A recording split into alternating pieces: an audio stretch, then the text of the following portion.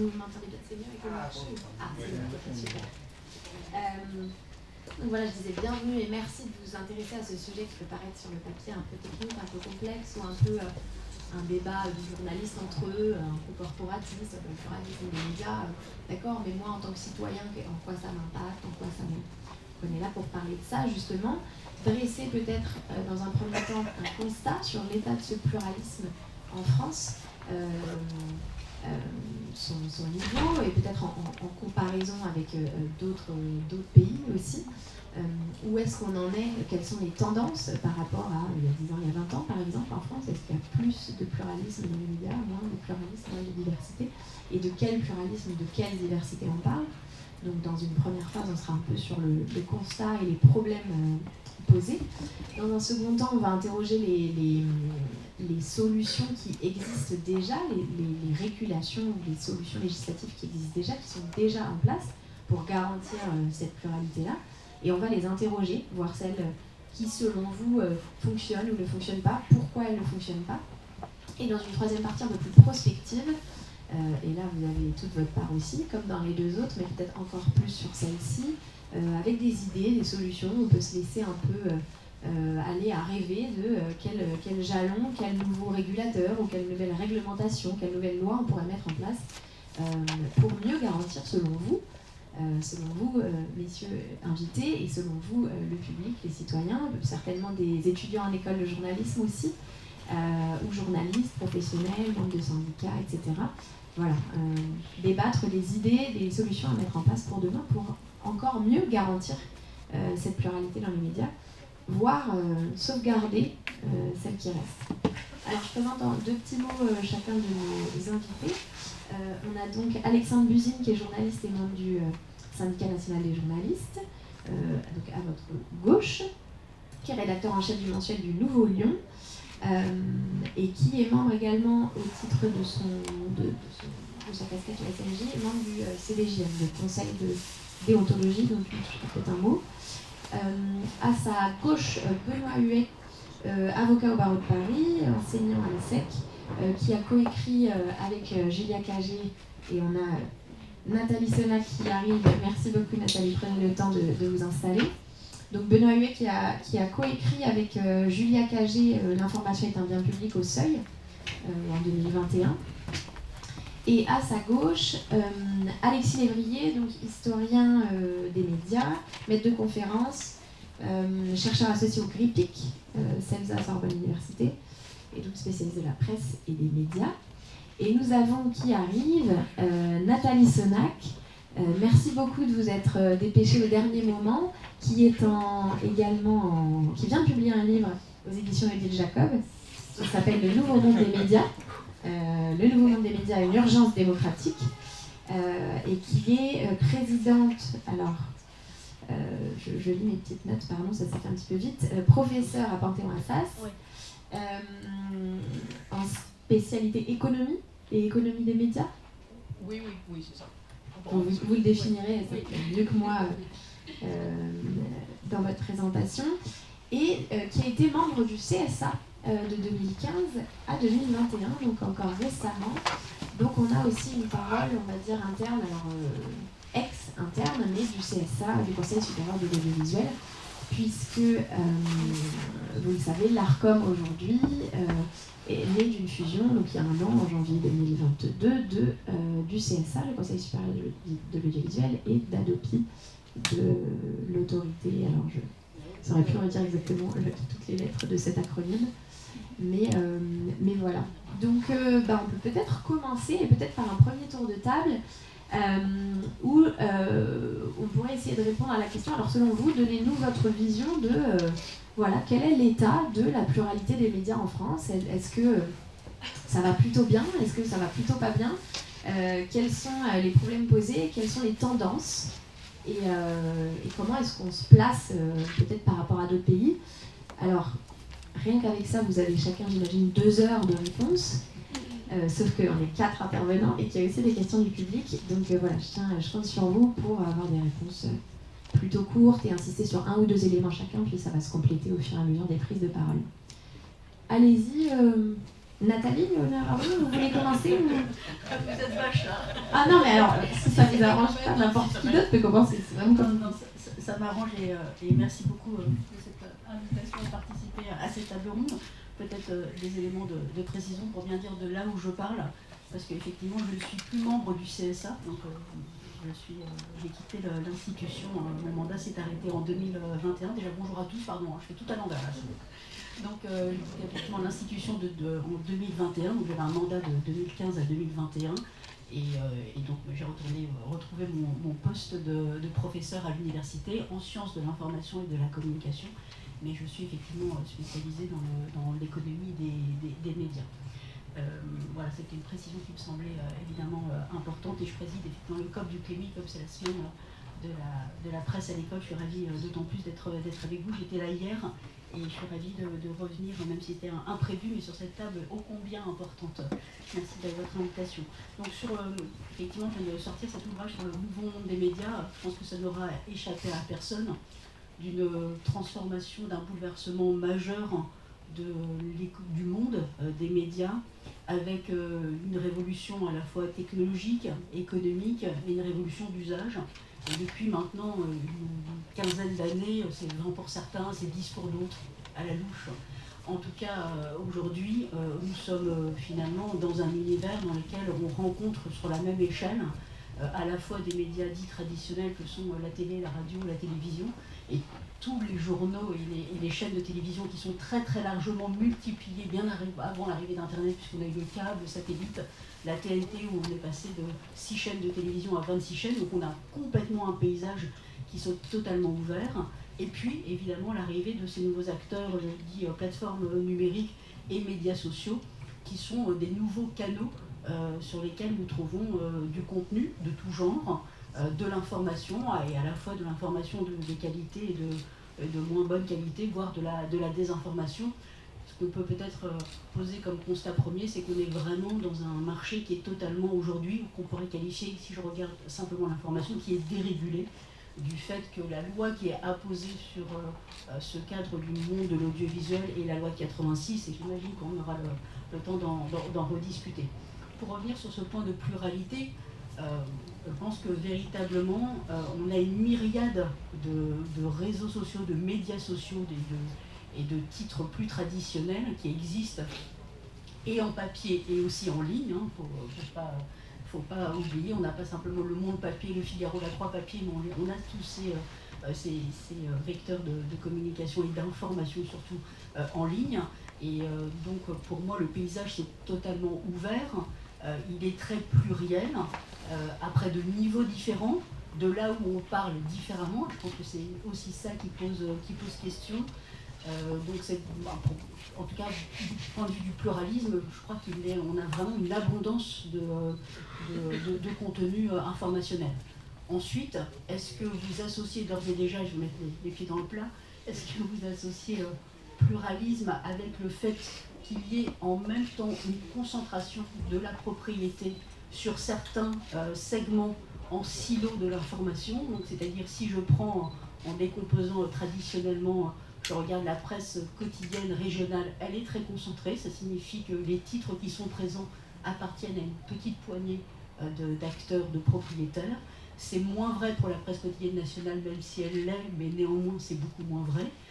Si on regarde les chaînes de télévision, ça l'est moins aussi, surtout si je regarde les chaînes dans leur ensemble, ça ne l'est pas du tout. Si je circonscris à la TNT, ça l'est plus, mais si je veux dire par définition, mais qui regarde aujourd'hui que les 26 chaînes, on pourra en reparler.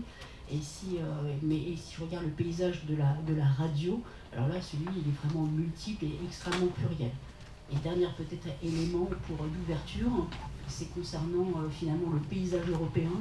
Tous les derniers rapports qui ont été faits, et notamment lors de la commission d'enquête qui a eu lieu au Sénat, mais il y a eu 2 autres rapports qui ont posé justement sur une analyse et une comparaison européenne, mettant en évidence que on voyait un chemin vers une concentration du monde des médias, mais si on compare ce chemin-là, et l'État français comparativement aux autres pays européens, on n'est pas un pays plus concentré, on n'a pas un degré de concentration qui est plus élevé du tout.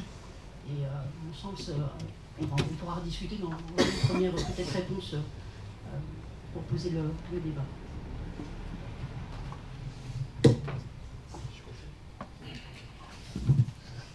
Oui, alors merci Nathalie pour ce constat très précis. Et effectivement, je pense qu'il faut nuancer l'idée que la concentration que l'on vit en ce moment signifierait la fin du pluralisme.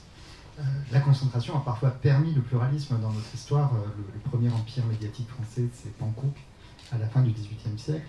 Et ça correspond à une émancipation de la presse vis-à-vis du pouvoir, au moins relative. Elle a toujours été relative en France.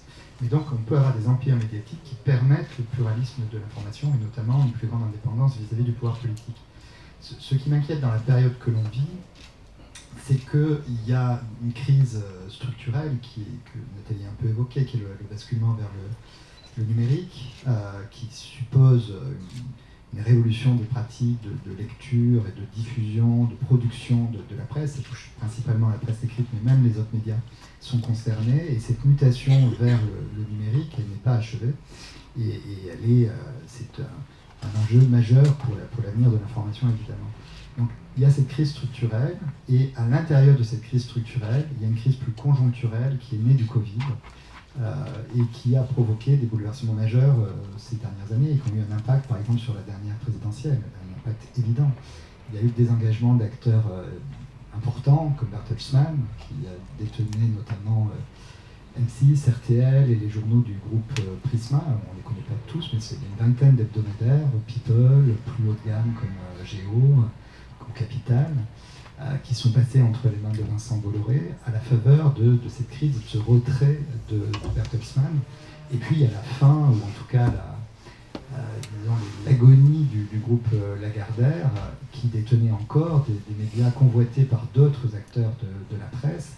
On pense au JDD, on pense à Paris Match, on pense à Europe 1. Ce sont trois médias très importants qui sont presque consubstantiels au fonctionnement de la Ve République et qui ont changé de main dans une période cruciale sur le plan politique. Le JDD et Paris Match ont été rachetés par Vincent Bolloré, mais ça n'est pas encore tout à fait officiel, même si la ligne éditoriale et la composition même de la rédaction ont été durement affectées. Europe 1, le changement de ligne éditoriale n'a échappé à personne, et tout ça en pleine campagne présidentielle. Et l'arrivée de ce nouvel acteur, Vincent Bolloré, bouleverse un peu les choses par rapport à l'histoire de la presse française. C'est-à-dire que les oligarques, les magnats de la presse avaient évidemment des intérêts, et depuis une quarantaine d'années, on sait bien que la plupart d'entre eux ne rachètent pas des médias pour faire fortune par les médias. Ils le font avec des intérêts. Il ne faut pas être naïf vis-à-vis de ça, et notamment parce qu'ils peuvent peser sur les décisions du pouvoir politique. Donc, ça ne veut pas dire que les rédactions sont aux ordres, que les journalistes sont les marionnettes des oligarques, mais il y a un jeu d'influence, évidemment. Et Bolloré, c'est autre chose par rapport à ça. Et moi, c'est pour ça que je le comparais plutôt à des patrons de presse qu'on a connus dans les années 20, comme François Coty, en France, qui évoque un peu ce projet politique, culturel, cette croisade, avait dire, a fait baquer Ariel Chemin dans Le Monde, et je pense que c'est effectivement une croisade que mène Vincent Bolloré, et qu'on a rarement vécu dans la presse française, et qui évoque davantage ce que fait Murdoch en Angleterre ou aux États-Unis, avec la volonté d'influencer les scrutins et les grandes décisions majeures, de peser sur l'agenda politique, et je crois que c'est ce que fait Vincent Bolloré. C'est un Murdoch français, il faut l'envisager comme tel.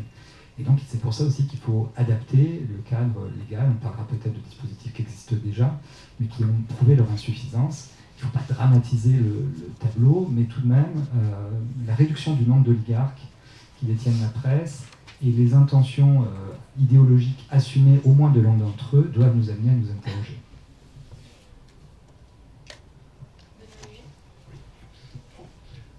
Bonjour à tous, et merci beaucoup pour cette introduction. Non, alors peut-être sur le pluralisme, parce que ça m'évoque, alors je prends peut-être un point de vue qui est un petit peu plus juridique, puisque c'est mon sujet d'étude. Le pluralisme en droit français, c'est un concept qui est protégé par... c'est un objectif à valeur constitutionnelle qui a été établi par le Conseil constitutionnel en 84 et en 86, donc c'est-à-dire que toutes les normes juridiques prises en France doivent prendre en considération cet objectif-là et ne peuvent pas y contrevenir. Une fois qu'on a dit ça, on n'a pas dit grand-chose, mais par quoi ça s'exprime aujourd'hui le pluralisme de la presse? Je pense qu'il n'y a pas il y a une espèce de consensus sur le fait qu'aujourd'hui, en France, toutes les opinions peuvent clairement s'exprimer. Il y a une myriade de journaux extrêmement larges. Le développement du numérique a permis aussi la création de beaucoup de journaux qui ont beaucoup favorisé ce pluralisme. Ça se développe beaucoup.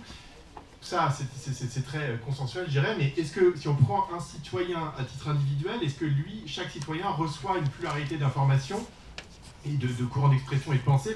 Pas forcément, on en fait tous l'expression, qu'on est tous un petit peu dans ces bulles informationnelles, parce que vous pouvez toujours être abonné à 100 journaux différents, mais si ces 100 journaux en fait ne font tous que reprendre des dépêches AFP qui sont toutes identiques, vous n'aurez pas de pluralisme d'expression, vous n'aurez pas de pluralisme de pensée. Et c'est pour ça que ça rejoint assez vite le sujet de la concentration des médias, parce qu'on voit très bien que quand il y a des logiques de concentration qui se mettent en œuvre dans des groupes, il y a des économies d'échelle qui sont réalisées en structurant les groupes, par exemple dans la fabrication de l'information, ou, pour prendre des exemples très simples, il va y avoir la rédaction de TF1 et de LCI va être fusionnée pour produire de l'information. Donc que vous regardiez une chaîne ou l'autre chaîne, vous n'aurez pas forcément tant de pluralisme que cela, même si ça a une impression extérieure qu'il y a plusieurs canaux d'information, mais en réalité, ils produisent une information qui est très homogène. Donc à partir de là, la question c'est que peut faire le législateur pour encourager le pluralisme.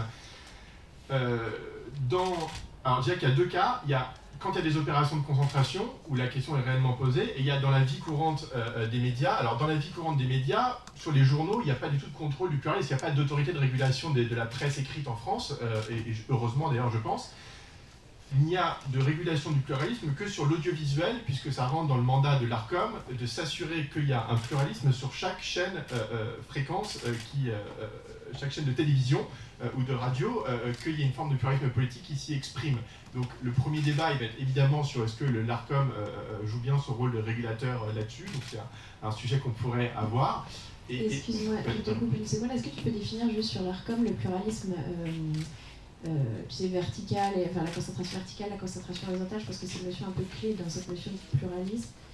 La concentration à l'intérieur d'un média et la diversité de points de vue, et la concentration à l'échelle d'un... Alors moi, là, je pensais pas ça, parce que je pensais pas vraiment au contrôle des concentrations, là, je pensais plutôt au contrôle du temps de parole politique, en fait. Sur le fait que, par exemple, une chaîne de télévision en France ne peut pas réellement être de droite ou de gauche, alors qu'elle est obligée de donner la parole à chaque groupe politique dans certaines proportions qui sont définies par le législateur, alors qu'un journal peut donner 100% de sa parole à quelqu'un de droite ou 100% de la parole à quelqu'un de gauche. Et c'était ça que j'entendais sur le contrôle qui est opéré par l'Arcom sur les médias audiovisuels.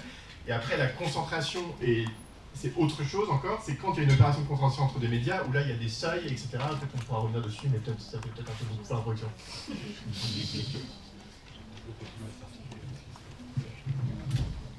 Oui. Moi, je vais être un petit peu plus concret là-dessus, c'est-à-dire qu'effectivement, quand Vincent Bolloré prend le contrôle d'Europe 1, ça veut dire qu'il n'y a plus de matinale sur Europe 1 le week-end, c'est la matinale de CNews qui est diffusée. Quand Vincent Bolloré prend le contrôle d'Europe 1, ça veut dire effectivement que l'émission de Laurence Ferrari tous les soirs sur CNews, elle est diffusée également sur Europe 1. Donc, concentration et baisse du pluralisme, c'est ça. Quand le Crédit Mutuel rachète tous les journaux quotidiens régionaux de la façade est de la France, il crée des informations générales pour l'ensemble de ces journaux. Donc c'est ça la baisse du pluralisme avec la concentration des médias. Quand la Voix du Nord continue, enfin la Voix du Nord, plutôt le groupe Rossel, via la Voix du Nord, continue à racheter des titres, c'est-à-dire que demain, concrètement, la Voix du Nord va se retirer de Calais. Calais, c'est pas une petite ville. Calais, on sait les questions qui se posent autour de l'immigration. Vous imaginez le débat qu'il peut y avoir en termes de pluralisme.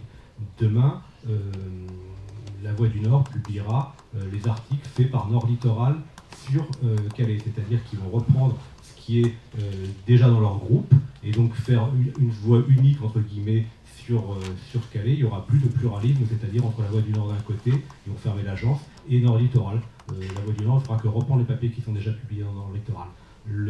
Voilà, la question de concentration des médias et de pluralisme, c'est ça. Exister pour un média privé dans le nord de la France, en dehors du groupe Rossel aujourd'hui, il n'y a plus que les médias publics.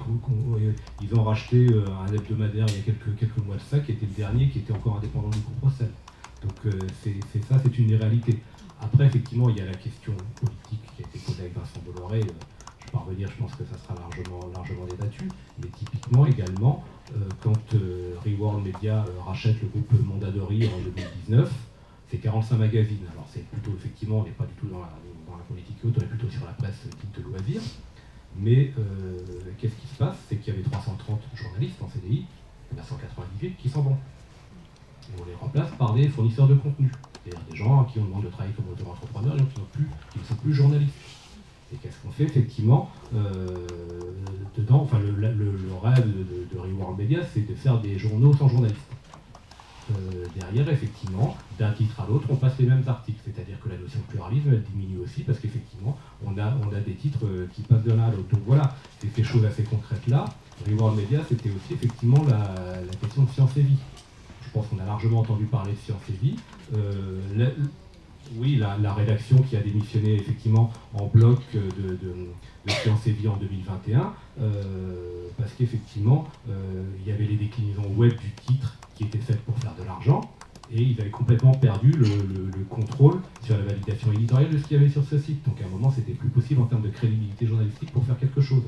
C'était aussi une tribune publiée quelques mois auparavant, toujours sur le même titre, par 300 universitaires et scientifiques, alors que c'est un magazine qui fait référence au grand public, qui fait référence en matière de science et vie, où effectivement il y avait déjà cette absence de contrôle qui faisait publier des fausses informations sur le site internet qui était extrêmement préjudiciable.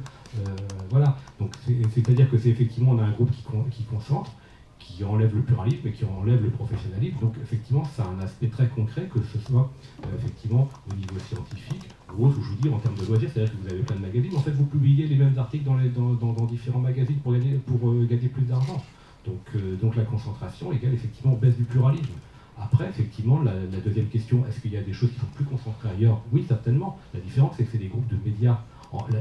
À mon sens, une des particularités françaises, c'est justement le fait que ce soit les propriétaires de médias, en fait, ils mettent de l'argent de poche dans les médias, c'est-à-dire que l'essentiel de leurs affaires, ils les font ailleurs. On a beaucoup critiqué effectivement Dassault, Lagardère, qui dépendait largement de la commande publique et de l'armement. C'est une époque qui date un petit peu maintenant.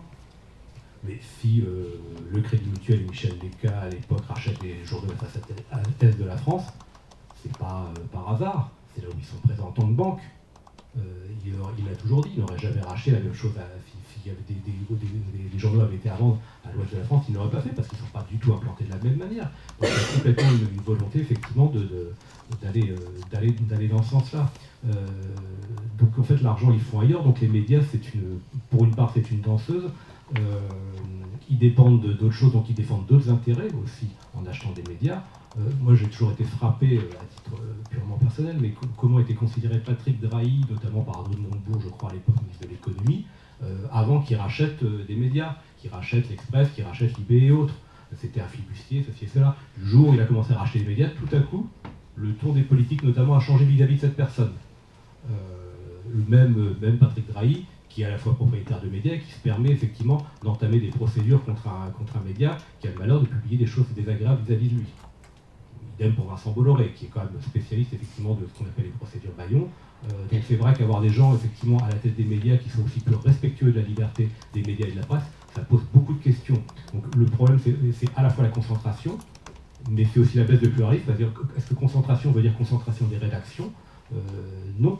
Pour nous, non, c'est ça, parce que le problème c'est que derrière il y a concentration des rédactions, et derrière effectivement ils défendent d'autres intérêts, des groupes qui ne font que des médias, c'est autre chose. Et l'autre problème que ça pose derrière, le fait que ce soit une activité accessoire pour eux, c'est qu'ils ne s'en préoccupent pas. En fait, pour une part, c'est de la défiscalisation, c'est-à-dire qu'ils défiscalisent les pertes qu'ils font dans les médias, donc ils n'ont aucun intérêt à faire des médias rentables, bénéficiaires. Parce que des médias bénéficiaires, pour eux, ça veut dire effectivement des médias qui sont indépendants, qui ne dépendent pas des fins de mois faites par le groupe. Et puis ça veut dire effectivement, il y a la question de défiscaliser les pertes. Donc effectivement, ça qui tire plutôt vers le bas là-dessus. Donc voilà, c'est un petit peu les problèmes que moi pose en France, pour le SNJ pose en France la question de la concentration des médias et de la baisse concrète, vous donnez quelques exemples, de baisse du pluralisme. Effectivement, on a toujours une diversité d'opinions qui s'exprime. On voit bien que concentration égale baisse du pluralisme. Super, merci beaucoup pour ça. J'ai envie de vous donner la parole. Nathalie voulait rebondir très rapidement.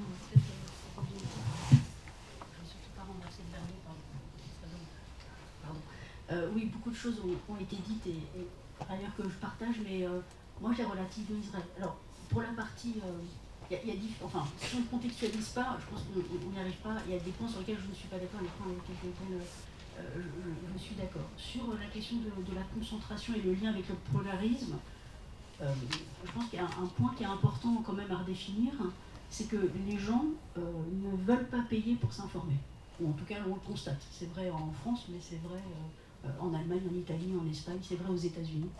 Et une des causes, non pas la première, non pas la seconde, je ne saurais pas la hiérarchiser, mais une des raisons pour lesquelles il y a une concentration industrielle qui est opérée, c'est que les gens s'informent. Il y a une multiplicité de supports, comme je vous l'ai dit, l'arrivée d'Internet, et qu'il y a une multiplicité de canaux, et il y a effectivement le fait que il n'y a pas suffisamment de lecteurs, il n'y a pas suffisamment de gens qui sont prêts à payer pour s'informer. Donc aujourd'hui, et qui vont s'informer gratuitement ailleurs, ou en payant en ligne, mais en tout cas pas en payant pour le média dans son modèle économique lorsque c'est encore un média traditionnel et papier. Ce qui conduit effectivement à des situations gravissimes comme aux États-Unis, où là vous avez des cantons, des contrées entières, où il n'y a plus qu'un seul quotidien régional, tout simplement parce qu'ils ont mutualisé, comme vous venez de le dire à l'instant, mutualisé les rédactions, parce qu'il n'y a pas de lecteurs.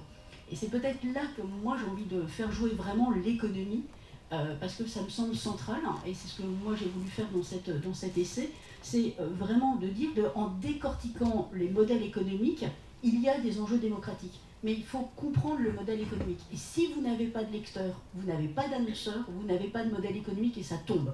Donc il n'y a pas uniquement la concentration parce que le propriétaire est un vilain ou veut faire de l'argent. Je ne dis pas que ça n'existe pas, moi je ne suis pas du tout dans le monde de bisounours, mais ça c'est un point qui me semble vraiment important, c'est qu'à partir du moment où il n'y a pas en face une demande, oui, eh bien, alors, si je fais l'avocate du diable, et on va donner la parole justement aux citoyens, on pourrait opposer aussi, c'est très difficile de distinguer, enfin l'œuf et la poule, j'allais dire, c'est que quelque part, quand il y a un paysage qui est concentré ou que les citoyens ne se reconnaissent pas dans le paysage informationnel, ils n'ont pas non plus envie de payer pour, et ils peuvent nous reprocher aussi à nous, donc à chacun de prendre sa part dans ce paysage, mais plus un paysage est concentré, moins il correspond et il répond aux attentes des citoyens, etc., plus aussi les gens, moins les gens ont envie de payer pour une offre. Oui, mais donc là, avec un point central qui est quand même, c'est que l'information coûte cher à produire. Ah bah ça, c'est clair, bien sûr. Collecter, hiérarchiser, vérifier le travail que vous faites bien tous sûr. les jours. Ça coûte de l'argent. Voilà, non, mais sur ça, on est d'accord. Que le coût est important,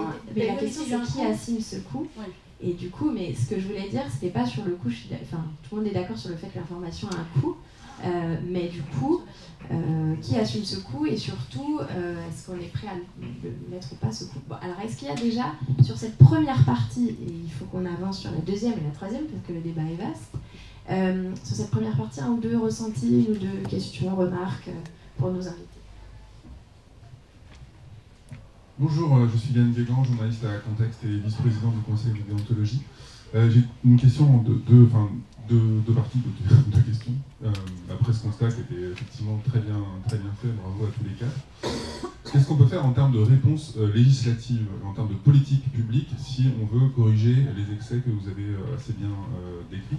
En gros, si je suis parlementaire et que je vous prends tous les quatre et que je vous dis faites-moi une nouvelle loi pour éviter la concentration des médias, qu'est-ce que vous mettez concrètement dans cette loi? Ça, c'était ma première question. Et la deuxième, c'est est-ce qu'on peut aussi prendre le problème par un autre bout et chercher à renforcer l'indépendance des rédactions, quel que soit finalement le mode d'actionnariat et le propriétaire qui est derrière? Je pense qu'Alexandre aura des idées là-dessus. Donc voilà, de voir un peu de questions. Il correspond d'ailleurs à la deuxième partie. Oui, c'est vraiment au cœur. L'idée, c'est de réfléchir à ces solutions. Donc la transition est trop. Bonjour, alors c'est un peu dans le même sens aussi. Enfin, vous avez parlé effectivement de Reward Media. Si on reprend l'historique de Reward Media, quand même, ça a commencé il y a une dizaine d'années avec les magazines d'Axel Springer, il y a eu les magazines de Lagardère, donc en fait ça fait quand même plusieurs années que ça a commencé, et dès le départ en fait on a compris la méthode qui après, avec des acteurs comme Patrick Drahi, dans un autre style, hein, évidemment. Mais pareil, on a identifié assez vite ce qui allait se passer. Là maintenant, on a aussi Vincent Bolloré. Donc, ma question, c'est un peu aussi, je pense que ça anticipe un petit peu le reste du débat, mais justement, on les a vus arriver. C'est tout de suite, la profession s'est tout de suite posé des questions sur qu'est-ce qu'on pouvait faire, comment est-ce qu'on pouvait agir. Finalement, pourquoi, c'est peut-être naïf, hein, mais pourquoi est-ce qu'on n'a pas pensé peut-être à agir justement depuis que ces phénomènes ont commencé et que ces acteurs qui posaient un peu de problème sont apparus? Pourquoi tu n'as pas agi plus tôt? C'est la question posée. Peut-être J'ai une question sur l'ARCOM. J'ai une question sur l'ARCOM. Alors je sais que Mme Senac nous a bien expliqué qu'elle n'était plus au CSA, mais en matière de concentration et de pluralisme, on voit par exemple que France Télévisions a pu en toute impunité supprimer tous les journaux nationaux de France 3, qui étaient le pluralisme de l'audiovisuel public. Donc quid des interventions CSA-ARCOM? Je vous rends le micro. Merci. Vous interrogez sur un point précis qui est la suppression des journaux télévisés de France 3 nationaux à partir de la rentrée prochaine, qui fait partie du projet de fusion des équipes de France Bleu, France 3, etc. Est-ce que c'est de ça qu'on parle? Tout à fait. Donc une question sur un point précis. Alors sur ces trois questions de... qui veut y aller? Alors déjà, je vais clarifier un point comme ça. Je vais pas répondre à la question de Dominique, je vais laisser Nathalie Senac répondre. Là où je vais clarifier une position là-dessus, c'est sur l'ex-CSA et ARCOM aujourd'hui. Nous, au SNJ, pour dire les choses comme elles sont, on demande pour nous la légitimité des membres du collège de l'ARCOM sur les médias. Non mais comme ça les choses seront claires. On la remet en cause, et pour nous effectivement, il devrait, la question de leur indépendance et de leur légitimité en termes d'indépendance est tout à fait discutable. Et nous, on demande que la moitié du collège soit désignée par les salariés des entreprises qui sont placées sous l'autorité administrative de ce collège en fait.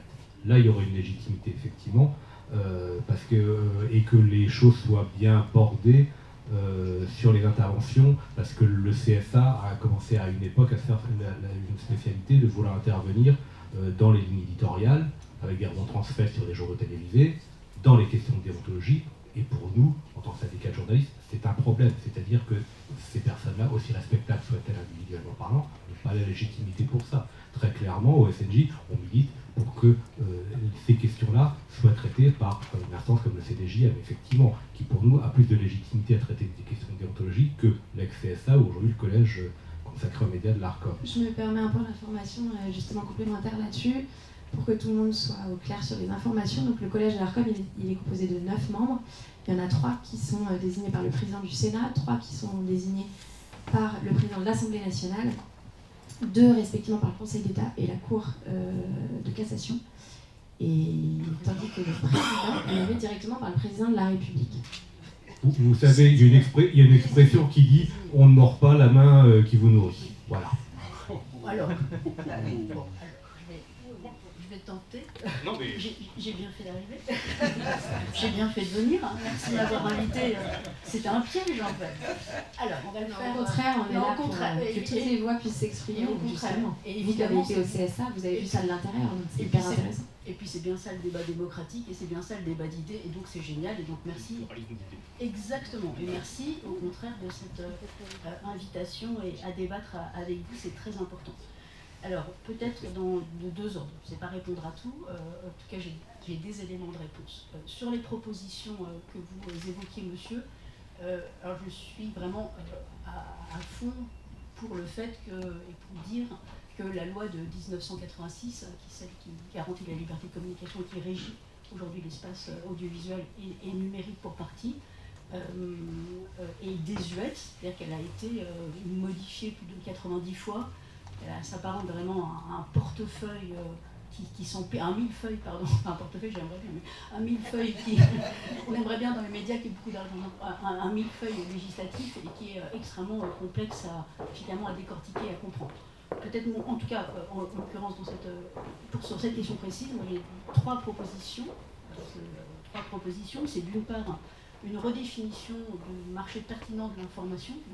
On voit bien qu'aujourd'hui, on ne peut pas s'informer, on ne s'informe pas uniquement sur les médias traditionnels, mais sur l'ensemble des médias. Et donc, le fait de séparer l'information de la presse quotidienne de la presse magazine et de la radio, parce qu'il y a le dispositif je ne rentrerai peut-être pas trop dans les détails, sauf si vous le souhaitez, mais dispositif de 2 mesures sur 3, il est désuet, on ne prend pas la partie numérique, et donc il se redéfinit. Ça, c'est une première proposition.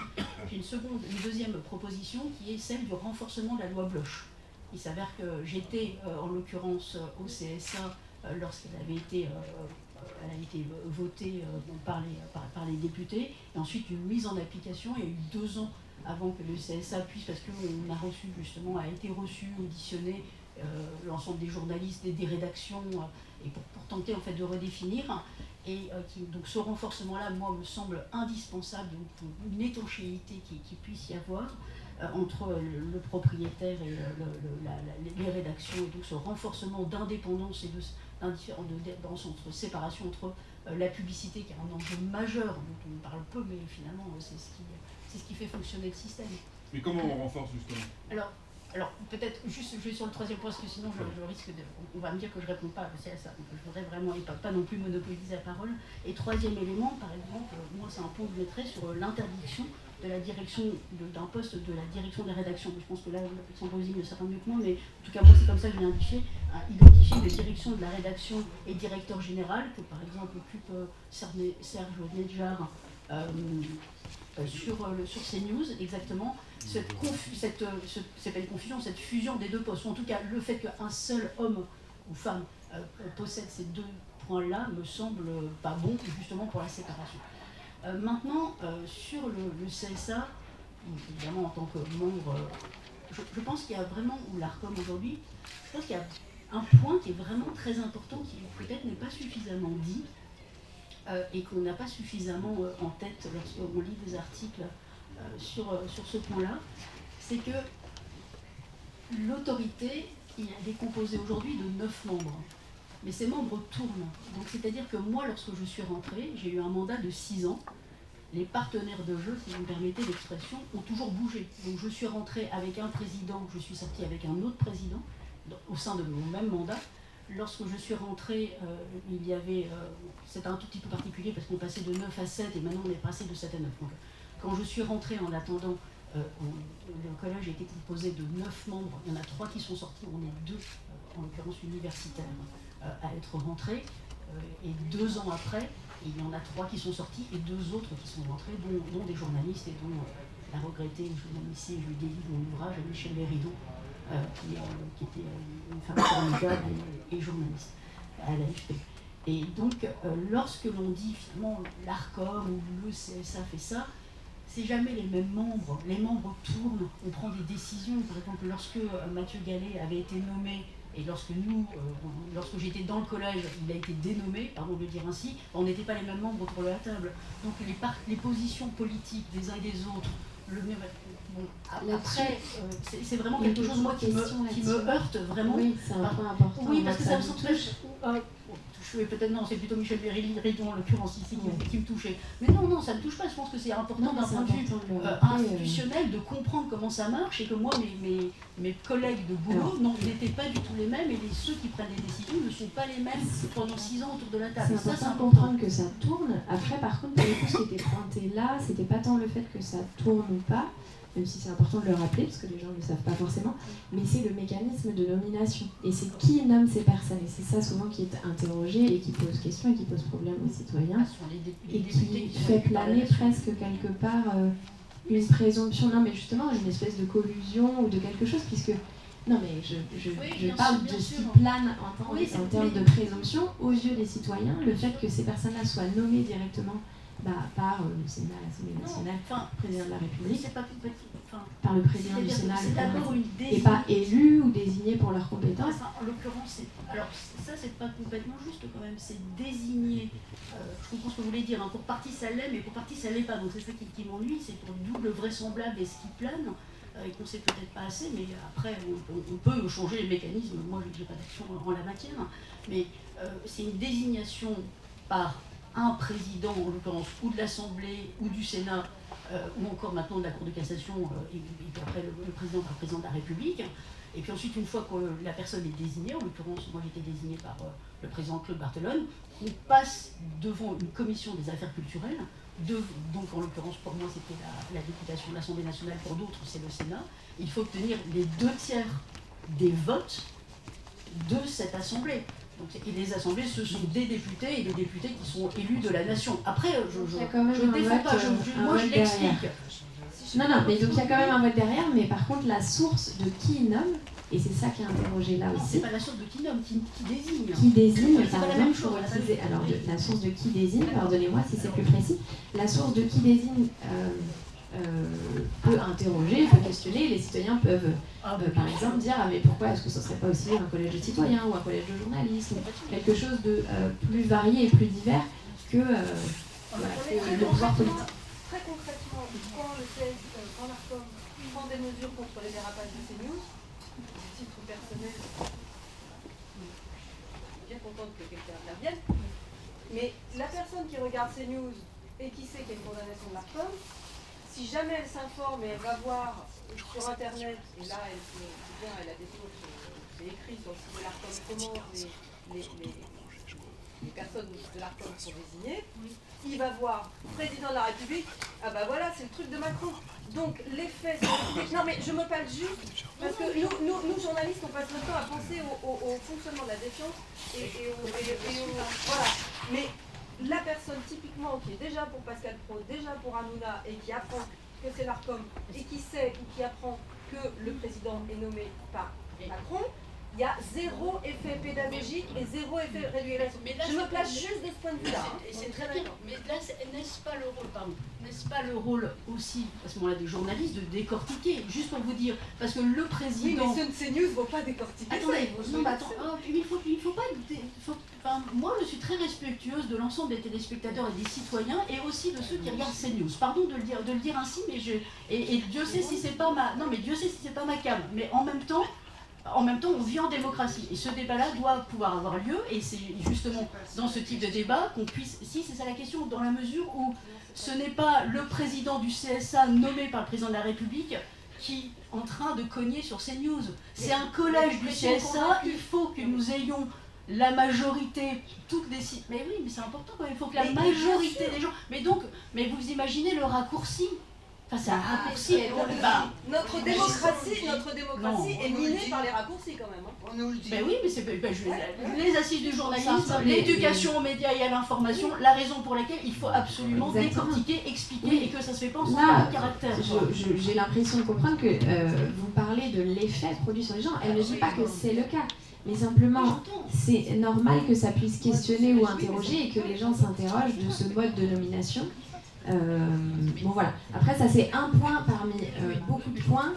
Donc, Juste pour prendre un exemple très concret, la nomination de Nicolas About, sénateur centriste au CSA, pour dégager un poste en vue avant les sénatoriales, c'est quoi, franchement? C'est très concret. Donc voilà, c'est ça qui fait douter. Alors attends, personne n'est... Enfin, on ne sait pas forcément, donc est-ce que vous pouvez expliquer? Alors, ce qui se passe, c'est qu'en 2011, un mois avant les sénatoriales, on nomme le président du Sénat, Gérard Larcher, nomme Nicolas About, sénateur des Yvelines, comme Gérard Larcher, qui avait par ailleurs rejoint Valérie Pécresse, bref, il s'était mis en congé des centristes. On lui a trouvé un point de chute pour pouvoir libérer une place au sénatorial. On lui a trouvé un point de chute au CSA. C'est un fait. Voilà, c'est tout. Donc c'est ça qui c'est des choses comme ça qui posent problème. Et là, on peut se poser des questions d'indépendance quand on nomme des amis, pour des questions de convenance politique. Voilà, c'est tout. C'est ça qui est mis en cause en fait. Est-ce que quelqu'un, du coup, pour se décentrer un petit peu, enfin, il y a l'ARCOM, il y a le CSA, Est-ce que quelqu'un peut dresser un peu un paysage global pour les personnes qui sont ici, de quels sont les régulateurs aujourd'hui, qui sont les différents acteurs, parce qu'on parle là de l'ARCOM, du CSA, qui sont les différents acteurs, quels sont les différents acteurs en présence qui peuvent réguler le secteur des médias aujourd'hui, parce que c'est pas forcément le cas pour tout le monde, ça. L'ARCOM, dont l'édition a été élargie depuis 2022, a un rôle essentiel. Et moi, je ne suis pas d'accord tout à fait avec ce qui vient d'être dit sur la période récente. Alors, je soutiens le CDJM et donc le Conseil de déontologie. J'espère que ces pouvoirs seront élargis. Parce que là, la nomination des membres pose moins de problèmes. Et je trouve que sur la période récente, pointer la nomination des membres de l'ARCOM me paraît rater la cible. Parce que on voit bien qu'au contraire, l'ARCOM tend à se distinguer du pouvoir politique, peut-être pour trouver son indépendance. Et dans la période récente, moi j'ai donné plutôt raison à la ministre de la Culture, Rima Abdul-Malak, que je trouve extrêmement courageuse dans sa mise en garde, dans ses remontrances à l'égard de Vincent Bolloré, mais ça n'a pas du tout correspondu à la ligne de l'ARCOM. C'est-à-dire qu'au même moment, Roch-Olivier Mestre, qui est donc le président de l'ARCOM, a tenu des propos très différents. Le mois dernier, devant des étudiants de Sciences Po, il faisait même pratiquement l'éloge de CNews en disant que c'était une chaîne qui respectait absolument le pluralisme de l'information.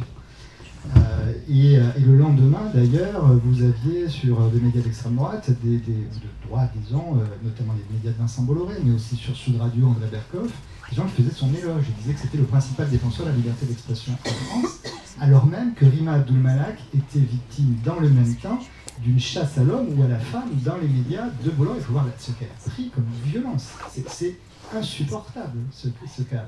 Ce qui a été dit sur cette chaîne, il y a une tribune de François-Olivier Gisbert dans le JDD, donc le média de Bolloré, qui l'a comparé même à la ministre de la Culture, à l'allemande, donc avec une réduction avec Cléroux qui est quand même insupportable, je trouve. Bon, et au même moment, l'ARCOM avait, au nom d'une approche très libérale, et aussi parce que je crois que cette institution a peur qu'on lui reproche son manque d'indépendance, eh bien, prenait le contre-pied en disant non, CNews respecte le pluralisme de l'information, ce qui est évidemment faux à la fois, d'abord sur le plan interne, c'était dit tout à l'heure, chaque fois que Bolloré arrive quelque part, c'est la fin du pluralisme en interne, toutes les têtes qui dépassent sont limogées. Donc c'est un mensonge, hein. D'ailleurs, il y a un artifice de communication que de voir dans ces médias toujours un éloge de la liberté d'expression, alors qu'en interne, on sait qu'il n'y a aucune liberté d'expression possible au sein de ces médias. Et donc je trouve que l'ARCOM a plutôt péché par faiblesse pour l'instant. Pas à l'égard de celui qui a eu des sanctions très fortes à l'égard de Cyril Hanouna récemment, mais à l'égard de CNews, les sanctions sont quand même très très mesurées, alors même que quand on regarde la convention qui lie CNews au CSA depuis 2019, à laquelle on peut reprocher sa faiblesse, son insuffisance, mais enfin on a là un dispositif qui existe déjà. Article 231, pluralisme de l'expression des courants de pensée et d'opinion. Ça a été montré par Claire Secaille, par exemple, au moment de la campagne entre septembre et décembre 2021. 53% du temps d'antenne, c'est C8, mais c'est toujours les mêmes médias, était consacré à l'extrême droite, donc 40% à Éric Zemmour. Bon, ça, l'ARCOM ne l'a pas dit, il ne l'a pas montré. Il a vu que ce soit cette chercheuse qui fasse ce travail-là. Et donc, il y a aussi le respect des différentes sensibilités politiques, culturelles et religieuses du public. Là, je cite la Convention. Ne pas encourager des comportements discriminatoires en raison de la race ou de l'origine, du sexe, de l'orientation sexuelle, de la religion, de la nationalité. Vous regardez un peu ces news. Représentation de la diversité. Vous voyez la diversité. Indépendance éditoriale de la rédaction, c'est ce dont on parlait. Représentation des femmes. Déjà, regardez la composition des plateaux de CNews. Bon, tout ça, c'est la Convention, pourtant très faible, minimaliste, qui lie le CNews au CSA. Et ça a été rappelé, du point de vue de la régulation, un média écrit, c'est pas du tout la même chose qu'une chaîne. Une chaîne n'appartient pas, la fréquence en tout cas, n'appartient pas à un actionnaire. C'est nous qui la gérons. La propriété est consentie pour une période donnée, et il va y avoir en 2025, c'est justement à ça que faisait allusion la ministre de la Culture, une réattribution potentielle. En tout cas, on va réexaminer cela, comme ça vient d'être fait pour M6. Et si cette chaîne manque à cette obligation, il faut pouvoir lui dire qu'elle peut perdre cette chaîne. Et c'est en raison de cette menace latente, mais elle a rappelé en même temps que ce n'est pas elle qui déciderait, c'est bien l'ARCOM, je crois qu'elle le fera en toute indépendance. Elle a rappelé que c'était possible. Et il y a eu immédiatement une chasse contre cette ministre qui a été menée sur tous les médias du groupe Bolloré et au sein, malheureusement, d'une large partie de l'espace médiatique. Donc moi, je trouve que l'ARCOM est plutôt indépendante, ce qui est souhaitable, et simplement, elle prend parfois le contre-pied de ce que dit le pouvoir politique, même quand le pouvoir politique a raison, ce qui, à mon avis, était le cas ici. Benoît Huette, peut-être un mot sur... et ensuite on va donner la parole aux personnes présentes. Juste une petite chose pour le contradictoire. Rappelez que donc Juliette Théry de l'ARCOM n'a pas pu être là et que donc il y aura eu une défense possible de la part de l'ARCOM vis-à-vis des différents arguments qui sont invoqués là et qui n'est malheureusement pas possible puisqu'elle n'est pas là. Mais voilà, elle était invitée. Et là, du coup, pour le débat contradictoire, on n'a pas sa parole. C'est dommage de ne pas pouvoir entendre ces contre-arguments ou une défense par rapport à ce qu'il a dit. Non, enfin, peut-être deux points. Moi, effectivement, une fois encore, pas au nom de l'ARCOM, parce que je ne suis pas. Je n'y suis plus, mais c'est un... Après, on quitte la partie politique, hein. On regarde l'analyse et comment, en l'occurrence, l'ARCOM et les services de l'ARCOM, c'est une institution avec plus de 300 membres, hein, maintenant 380 membres depuis qu'elle est fusionnée avec la ADEPI, donc c'est des fonctionnaires, hein, des gens en mission de grande qualité qui sont des professionnels. Les décisions ne sont pas prises comme ça.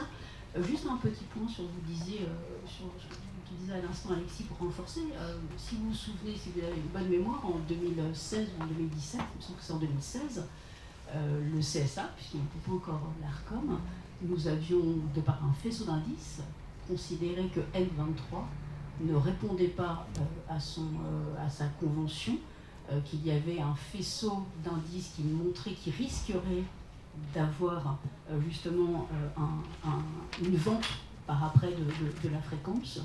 Le CSA a donc pris la décision. Je ne sais pas si vous imaginez, mais c'est extrêmement difficile, et heureusement que ça l'est, et heureusement que c'est très difficile.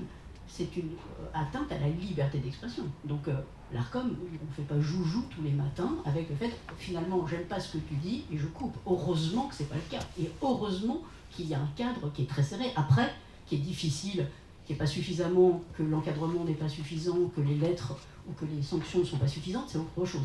Mais concernant le cadre, c'est important. Et en l'occurrence, N23, comme lorsque nous avions pris, je le mets dedans parce que c'était le collège, avait pris la décision de retirer la fréquence sur la chaîne N23, c'est le Conseil d'État qui a cassé la sanction. Et c'est dans ce cadre-là... Ceux qui ne s'en souviennent pas, N23, c'est quoi en deux mots? C'était la chaîne qui s'appelle aujourd'hui la RMC Découverte. Et donc qui était propriété de c'est MC Story, pardon, c'est l'autre alors. Merci beaucoup. Les études, toujours formidables. Donc MC Story, merci beaucoup. Donc c'est l'ancienne effectivement chaîne qui a été ensuite rachetée par Alain Veil et ensuite est devenue propriété de Drahi par après. Mais juste sur ce point de N23, donc ça c'est déjà arrivé. Là, ça a été cassé par le Conseil d'État. Pour autant, la loi Bloch naît de ça. Et c'est ça que je trouve extrêmement intéressant. Et c'est pour ça, monsieur, je me permettais de rebondir sur ce point, c'est que dans ce cas-là, la loi Bloch, on a bien poussé à ce qu'il y ait une indépendance plus forte, peut-être pas suffisante. Pour moi, elle n'est pas suffisante. Hein, donc je suis dans les deux cas, mais pour moi, elle n'est pas suffisante. De suite, être précisant d'expérience, ce n'est pas suffisant. Elle doit être très largement renforcée. Et l'un des possibles renforcements de ça, pour moi, c'est cette séparation, beaucoup plus d'indépendance. Les comités d'éthique, hein, qu'on appelle les CHIPS, un peu comme ça, les comités d'éthique de déontologie doivent être renforcés. Il ne doit pas y avoir TF1 et LCI qui dit j'ai un seul comité d'éthique, mais au contraire qu'il y ait deux comités d'éthique. Donc on peut renforcer ça, il y a vraiment des moyens de le faire. Et pour le coup, si vous regardez mon ouvrage, c'est bien les propositions que je fais parce qu'il y a cette urgence démocratique. Sur la loi Bloch, est-ce que quelqu'un peut définir, pour que tout le monde ait le même niveau d'information, qu'est-ce que la loi Bloch, peut-être Benoît Huet, en quelques mots, définir le cadre de la loi Bloch, qu'est-ce que ça a apporté et quelles sont ses limites? C'est vraiment absurde quand c'est hétéro là. Je crois que c'était en 2016, si je ne me trompe pas. Nous, on connaît, c'est 2016, on la connaît. Et moi, la partie en tout cas dont je me souviens de la loi Bloch, et qui ça a été inséré dans la loi de 1881, donc sur la liberté de la presse, ça a arrivé au moment où il y a eu la crise à ITélé, la plus longue grève de l'histoire, je crois, de l'audiovisuel français, avec la prise de contrôle par Canal+, et puis avec derrière Bolloré. Et donc, pas mal de questions s'étaient posées sur l'indépendance des chaînes de télévision notamment, et la loi Bloch avait assez timidement demandé à ce qu'il y ait des comités d'éthique qui soient mis en place dans ces chaînes, sans donner de prérogatives à ces comités d'éthique, sans trop préciser comment ils fonctionneraient. Ce qui aboutit en fait à pas grand chose derrière, puisque bon, il y a des comités qui ont été formellement créés, mais ils n'ont jamais eu vraiment de pouvoir décisionnel. Elle va plus loin que ça, pardon. La loi Bloch va plus loin que ça. Alors, effectivement, pour aboutir à rien, moi je suis d'accord évidemment sur le constat final. Après, non, pour nous, clairement, c'est une occasion manquée. C'est-à-dire que c'est trop timide. C'est à chaque entreprise de définir sa déontologie, et ça, c'est un problème. C'est-à-dire qu'en fait, il n'y a qu'une seule profession, c'est journaliste. Donc il n'y a qu'une seule déontologie, c'est celle du journaliste. Alors évidemment, moi je vais vous dire que c'est la charte du SNJ qui est la mieux dans la matière. Mais on pourra tolérer celle de la FIGE, ou non je rigole, mais non, mais celle de la FIGE ou la déclaration de Munich sont évidemment très bien. Celle de la FIGE est peut-être la plus complète aujourd'hui, la plus actuelle. Mais c'est-à-dire qu'effectivement, il y a une seule déontologie. Dire que chaque entreprise fait sa déontologie, c'est un problème. Après, ce qui est intéressant dans ce que dit la loi Bloch, maintenant il faut que ce soit au 14 novembre 2016, ce que dit cette loi, c'est que tout journaliste a le droit de refuser toute pression, de refuser de divulguer ses sources et de refuser de signer un article, une émission, une partie d'émission ou une contribution dont la forme ou le contenu aurait été modifié à son insu ou contre sa volonté. Donc il y a un droit, une sorte de reconnaissance d'une conscience professionnelle qui rentre dans la loi. Dans la déontologie, elle existe depuis toujours pour nous, et quelque part la... Oui, voilà. Mais là, ça redevient... elle existe au travers effectivement de la clause de conscience. C'est fondamentalement cette reconnaissance d'une conscience professionnelle pour le journaliste. Et la convention collective, c'est l'article 5 aussi qui dit qu'un journaliste ne peut pas être contraint. Oui, mais c'est plus fort de l'avoir dans la loi, de décrire ça dans la loi. C'est pour ça que je dis qu'il y a quand même ça dans cette loi. Qui effectivement, et donc il ne peut être contraint à accepter un acte contraire à sa conviction professionnelle, formé dans le respect de la charte déontologique de son entreprise ou de sa société éditrice. Là où le bas blesse, c'est effectivement qu'on demande à chaque entreprise de définir sa déontologie et qu'on ne définit pas clairement comment est discutée cette charte en interne. Puisque pour nous, les représentants des journalistes, ce sont les syndicats de journalistes. Et comme c'est pas très clair, c'est-à-dire que chaque entreprise a fait comme elle voulait, donc c'est un problème. Quand elle l'a fait, et que effectivement, si jamais elle n'est pas rédigée conjointement, et presque les débats montrent qu'effectivement, c'est les chartes en vigueur qui font voilà. Les déclarations et les usages professionnels relatifs à la profession de journaliste peuvent être invoqués en cas de litige. Qui est évidemment les chartes que j'ai évoquées, celle du SNJ, la déclaration unique, et aujourd'hui celle de la FIGE qui est venue postérieurement au vote de la loi.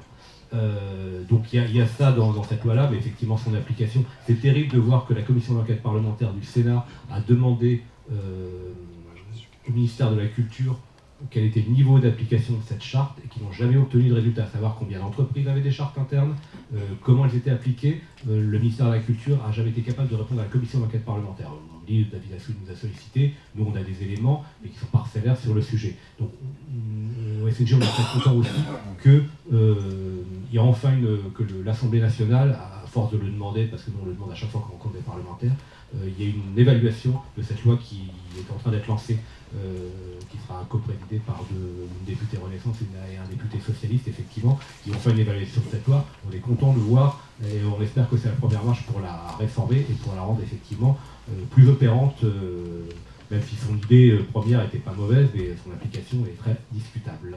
Donc là, on est au cœur du sujet. Vous nous apprenez qu'il y a une consultation en ce moment à l'Assemblée nationale. Ça fait pas. En fait, c'est tout simplement, c'est un des rôles du parlementaire. Le parlementaire n'est pas là que pour écrire la loi ou pour.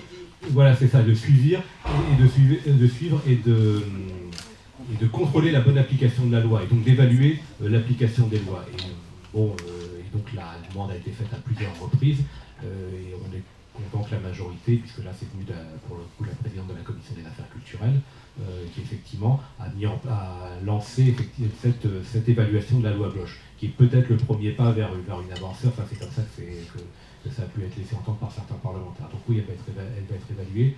On verra les constats qu'il faudrait et ce qui sera produit derrière. Est-ce que ça pourrait aller dans le sens de ce que disait Yann, sur le sujet. Je fais juste une insiste sur Reworld, pardon, mais pas parce qu'il y a une question qui a été posée, on savait ce qui allait se passer sur Reworld. Oui, bien sûr, on est d'accord. Tout le monde savait ce qui allait se passer. Moi, oui, moi, y compris le ministre, moi, le constat qu'on fait, qui nous scandalise, je vais dire les choses comme elles sont, c'est qu'effectivement, au Trophée de l'innovation de la presse, en décembre dernier, Reworld Media a été glorifié comme le modèle de stratège de l'année. Donc là, non, mais il y a un vrai problème avec les éditeurs aujourd'hui qui valorisent des gens qui contournent la loi. Après, d'un point de vue économique, ça fonctionne. Alors, tout étant de savoir si effectivement les médias sont une économie comme les autres et s'il n'y a pas autre chose. Donc, non, mais ça pose la question de qui a organisé ces trophées, qui est derrière. Est-ce que c'est un collège de journalistes? Est-ce que c'est non, c'est des employeurs. Non, c'est purement un passage d'employeurs. Oui, mais c'est-à-dire que c'est un trophée au sens où ça marche bien sur le plan économique. Peut-être que c'est ça qui valorise effectivement et pas l'indépendance éditoriale des médias qui sont. Il n'y a pas qu'une question d'indépendance éditoriale. Je pense qu'il y a une question de légalité, de manière de procéder, c'est-à-dire qu'on de faire des médias sans journalistes. Je pense que c'est assez discutable d'employer comme auto-entrepreneur des gens pour fournir des contenus médias. Donc je pense qu'il y a un problème de légalité, et quand des employeurs vont glorifier des modèles dont on peut discuter de la légalité, oui, ça pose un vrai problème sur quelle est la conception qu'on a de la qualité des médias. C'est sûr. Alors donc très concrètement, sur un point comme ça, est-ce qu'il y a des leviers, vu qu'on est sur les solutions pour garantir ce pluralisme, est-ce qu'il y a des leviers au niveau du SMJ ou au niveau, et on va donner la parole à Benoît. Je vais peut-être laisser un peu plus, je la reprendrai essayons de garder en tête cette question-là et d'aller vraiment sur les solutions. On a abordé plusieurs choses, la loi Bloch, etc., sur l'existant. Mais évoquons aussi, et Benoît le fera, ils en proposent plusieurs dans le livre avec Julia Cagé, des solutions qui ne sont pas encore mises en place et qui seraient novatrices, qui seraient innovantes, des solutions pour garantir ce pluralisme des médias et qui pour l'instant ne sont pas mises en place. Et pourquoi justement? On peut peut-être partir du cas de Reworld qui est intéressant mais qui n'est pas exactement celui du pluralisme, mais en tout cas sur le cas de Reworld, la question qui était soulevée ici, c'est ce qu'ils font c'est scandaleux, et ce qui a été dit c'est illégal. Est-ce que c'est illégal? Moi je pense pas en fait, je pense que ce qu'ils font c'est parfaitement légal en fait, et c'est tout ce problème, c'est pour ça qu'il faut changer la loi justement. C'est parce que si ce qu'ils faisaient était illégal, on arriverait probablement à exercer une action en justice pour l'empêcher. Or aujourd'hui, ce qu'ils font, en tout cas à mon sens, n'est pas passible d'une quelconque loi. Et donc, on peut essayer, en tout cas, ça fait 20 ans qu'ils le font et personne ne les a encore arrêtés. Et donc la question c'est comment est-ce qu'on change la loi parmi ça. Et moi le premier problème, à mon avis, que soulève le cas de Reworld, c'est quelque chose qu'on n'a pas encore parlé ici, c'est que Reworld reçoit beaucoup d'aide publique en fait, du gouvernement en fait. Ils ont toujours un numéro de commission mixte paritaire, ça veut dire. Exactement, c'est-à-dire que ce sont des publics, ils ont un certain nombre de publications de presse reconnues comme telles, qui sont éligibles donc, à des aides fiscales, le taux de TVA à 2,1%, à des aides sur le transport des journaux, des magazines, etc. Donc, ils reçoivent pas mal d'argent de l'État de manière directe et indirecte. Donc la première question qu'on posait dans le livre qu'on a écrit avec Julia Cagé en 2021, c'est quels sont les critères d'attribution des aides à la presse en France, et est-ce que le ministère de la Culture qui s'occupe de ça ne devrait pas repenser en fait, la façon d'attribuer des aides à la presse en mettant des nouveaux critères sur le fait qu'un média ait effectivement des journalistes qui exercent un vrai métier de journaliste, de recoupage d'informations, qui ne fassent pas uniquement que des copier-coller sans aucun respect de la déontologie journalistique. Donc le vrai sujet, c'est celui des aides à la presse. En fait, ici, c'est quels sont les critères d'attribution des aides à la presse en France. Est-ce qu'on ne peut pas très largement les durcir? Donc ça, c'est un sous-sujet, je dirais, mais le sujet plus global qui nous intéresse ici, c'était celui du pluralisme, et je crois que c'est là-dessus qu'il y avait des questions qui ont été posées, c'est en fait comment, quelle régulation pour limiter la concentration des médias et en tout cas garantir le pluralisme. Alors, on va bientôt approcher les 40 ans de la loi de 86, donc la loi de 86 qui est la grande loi sur la concentration des médias en France, qu'il faut resituer historiquement à un moment où les radios libres émergent, puis on a des radios privées, on a TF1 qui est créé, on a Canal+ qui est créé, on est vraiment un peu à la préhistoire du paysage audiovisuel actuel, et donc c'est à ce moment-là que toutes ces législations sont prises. Elles ont été modifiées 90 fois, comme l'a dit tout à l'heure Nathalie Sonac très justement, et malgré ces 90 modifications, elles ne satisfont personne. Elles ne satisfont pas ceux qui souhaitent plus de concentration, elles ne satisfont pas ceux qui souhaitent plus d'indépendance, elles ne satisfont absolument personne. Seulement, il y a eu plein de moments en fait, dans la vie politique française où il y a des gens qui ont essayé de porter des modifications de cette loi. Et en fait, c'est un des plus gros blocages politiques qu'il y a en France. C'est systématiquement un espèce de nœud, il n'y a jamais de consensus qui se dégage là-dessus. Et c'est pour ça que ça n'a jamais été modifié. Les seuils sont grotesques, c'est ressorti des enquêtes parlementaires, mais je veux dire, même les grands groupes estiment que ces seuils sont grotesques. Donc, ce qu'on appelle les seuils, c'est des seuils monomédias et des seuils plurimédias. C'est une même personne ne peut pas posséder plus de tant de chaînes de télévision, ne peut pas atteindre plus de tel bassin de population sur les radios, ne peut pas posséder plus de tant de journaux. Ces seuils ne fonctionnent pas, ne correspondent pas à la réalité économique. Donc la question, c'est comment est-ce qu'on peut refonder tout ça. Moi, ma conviction profonde, c'est que l'impulsion dans le paysage politique français actuel ne viendra pas, et qu'elle ne peut venir, à mon sens, que de l'Europe. Il y a quelque chose qui est assez intéressant qui est en train d'être fait, c'est que le 16 septembre, la Commission européenne a proposé un Media Freedom Act en Europe. Ce document, enfin, cette proposition va être débattue au Parlement européen.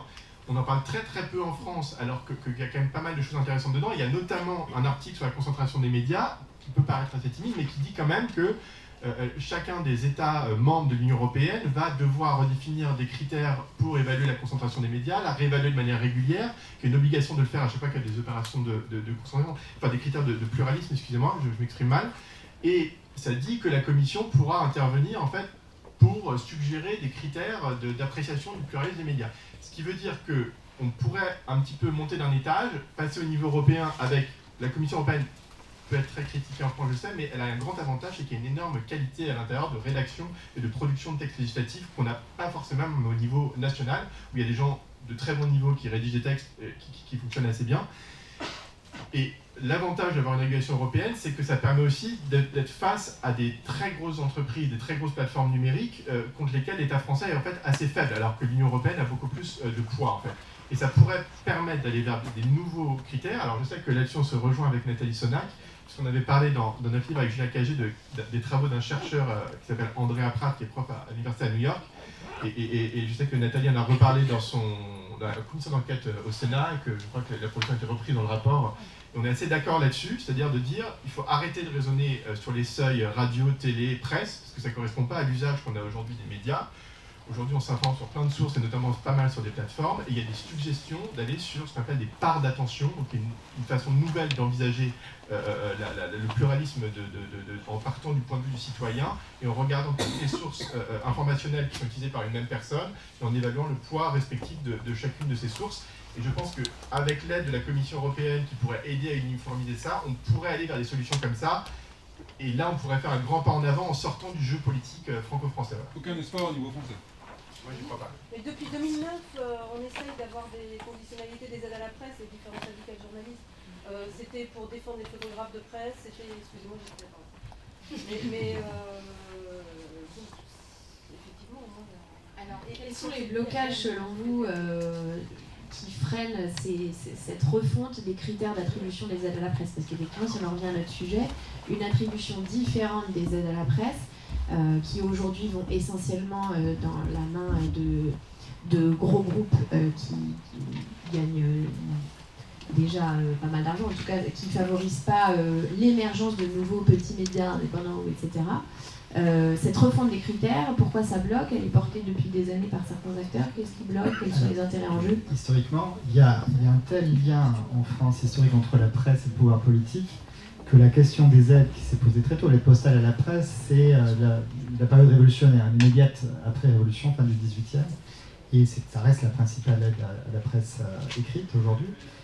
Et toutes les aides sont conçues dans cette étrange relation ambiguë, endogame entre la presse et le pouvoir politique, et avec souvent beaucoup d'opacité. Et c'est là que je rejoins Benoît, parce que l'arrivée de ce nouvel acteur qui est la Commission européenne perturbe un peu cette hypocrisie française, et on le voit, c'est même pas l'avenir, c'est déjà maintenant, puisque la Commission européenne s'est mêlée du rachat au nom de la lutte contre les monopoles, s'est mêlée du rachat du groupe Lagardère par Vivendi. Il y a eu une perquisition à Paris Match en décembre, dont on n'a pas beaucoup parlé, qui visait à voir si, en fait, il n'y a pas déjà un contrôle. Et on sait, pour tous ceux qui connaissent un peu la rédaction de Paris Match, on sait que ce contrôle existe déjà, qu'il y a des nominations, des renvois qui sont liés au fait que, de fait, Bolloré contrôle déjà Paris Match comme il contrôle le JDD. Et la Commission européenne veut le prouver pour montrer notamment qu'il y a un risque de monopole sur la presse people. Et c'est là que ça touche aux aides à la presse, et que c'est vraiment intéressant. Parce que dans le droit français et dans les aides à la presse française, Paris Match n'est pas considéré comme un hebdomadaire people. C'est considéré comme de la presse d'information politique et générale. Et lorsqu'il y a eu en 2015, après d'ailleurs pour moi c'est une vengeance directe de l'affaire du scooter, lorsque la presse de divertissement, la presse people a perdu une grande partie de postale, Laurence Piot l'explique très bien, hein.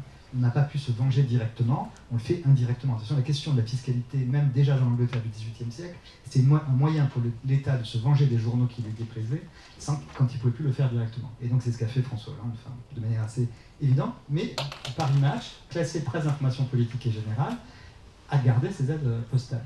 Or, pour qui travaille sur l'histoire de la presse, Paris Match, c'est le premier, enfin c'est le grand journal people à la française, héritage d'une tradition qui commence avec le Mercure galant au XVIIe siècle. C'est un journalisme de célébration de l'intimité du pouvoir. Nous avons créé la presse people avant les Anglais, avant la presse tabloïde anglaise, sauf que c'est une presse d'accompagnement et souvent de célébration du pouvoir. Donc Paris Match est un hebdomadaire people, et c'est précisément ce que veut montrer la Commission européenne contre les classements français, en soulignant que parce qu'il a racheté Prisma, Bolloré possède dans le même temps Voici et Gala. Donc il y a un risque de monopole de Bolloré sur la presse people qui est montré par la Commission européenne, à mon avis à juste titre, alors qu'en France, on feint de ne pas le voir depuis des années, parce que ça arrange tout le monde, parce que Paris Match est un journal qui met en scène la vie privée des politiques à leurs conditions.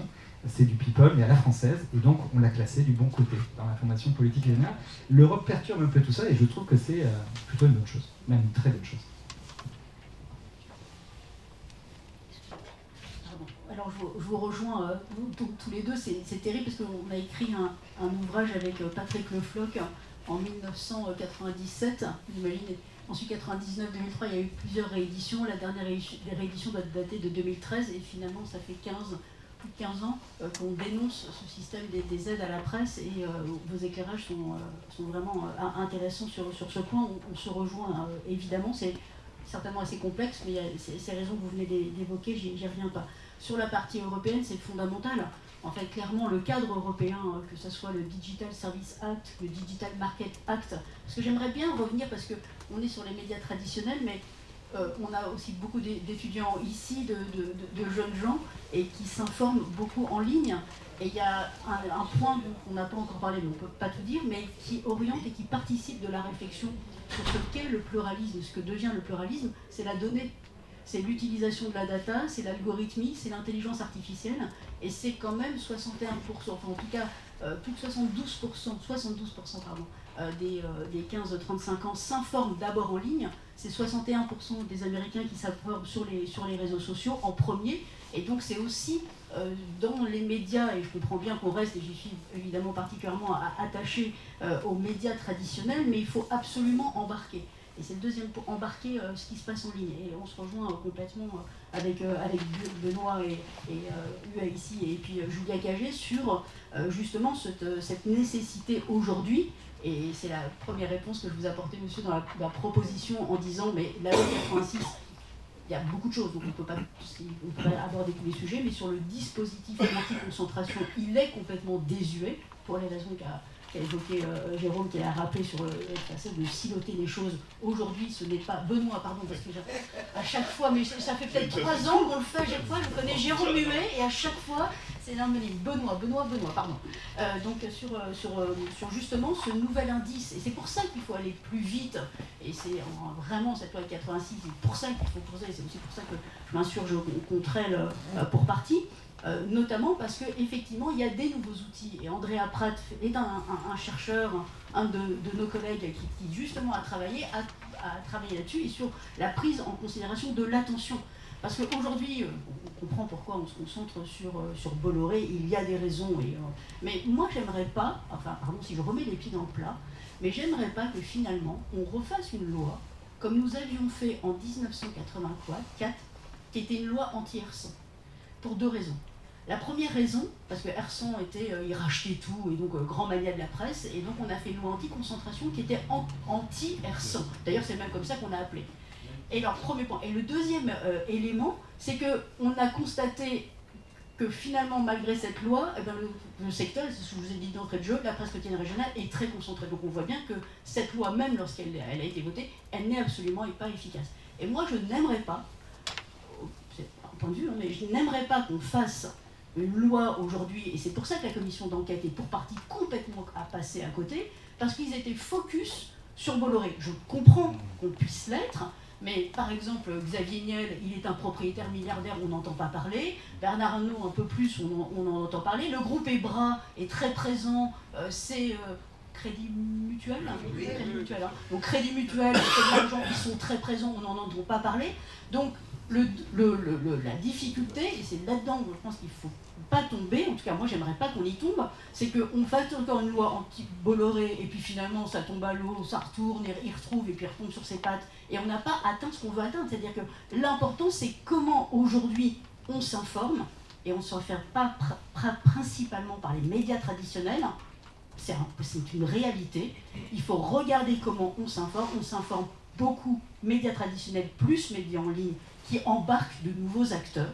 Et c'est dans cet nouvel espace qu'il faut absolument du marché de l'information, qu'il faut réguler avec des nouveaux outils. Ce chercheur nous en apporte beaucoup, puisque ça a été testé notamment au Portugal. Donc il nous apporte sur cette part d'attention. Et je pense que c'est un point vraiment important pour la suite. Juste une petite parenthèse, parce qu'on n'a plus que 5 minutes. On va vous laisser la parole pour une dernière question. Non, attendez, pas tout de suite, juste une seconde. Oui, non, mais on va vous redonner la parole et il y aura la parole à la... Je rejoins assez ce qui a été dit, notamment par Benoît Huette, sur l'European Media Freedom Act qui est en cours, hein, qui est quelque chose de très intéressant. Mais il faut d'abord être présent là-bas, alors que les lobbyistes, notamment des grands groupes, y sont, et il faut beaucoup agir. Et deuxièmement, il est en train de s'interroger sur savoir si ce sera une directive européenne, une circulaire européenne, qui n'ont pas qui n'ont pas du tout le même périmètre. Mais une fois que j'ai dit ça, ça ne veut pas dire qu'il faut abandonner le combat en France du tout, parce que quelle que soit la forme juridique européenne qui sera finalement admise, il n'en demeure pas moins qu'il y aura des applications à faire dans chaque nation, dans chaque État-nation de l'Europe. Et en France, tous les blocages viennent de ce qu'a si bien décrit notre ami Lévrier, c'est-à-dire cette espèce d'accoquinement entre les grands médias et les politiques depuis des dizaines d'années. Ce sont des choses où les journalistes cherchent à trouver leur place, ils n'y arrivent pas, notamment pour les aides à la presse, mais on demande de figurer dans les commissions d'attribution, que ces critères soient des critères légaux, c'est-à-dire une entreprise qui bafoue le droit en permanence ne pourra pas en bénéficier, quelle qu'elle soit, etc., etc. Et je laisserai bien évidemment la parole à Alexandre sur ces points, mais je veux dire, quelle que soit la définition européenne, il faut savoir que le combat continue en France pour la faire appliquer et pour la préciser en fonction de nos lois à nous, c'est-à-dire de reprendre le pouvoir dans les rédactions, non pas pour les journalistes qui ne veulent pas le pouvoir, mais pour pouvoir informer. Bien. Simplement, oui, très rapidement, parce qu'on n'a plus que 5 minutes. Donc simplement, effectivement, sur ce sujet-là, c'est clair que la loi de 86, tout le monde l'a dit, elle est obsolète. Quand les magazines étaient mis de côté, on les comptait pas dans la...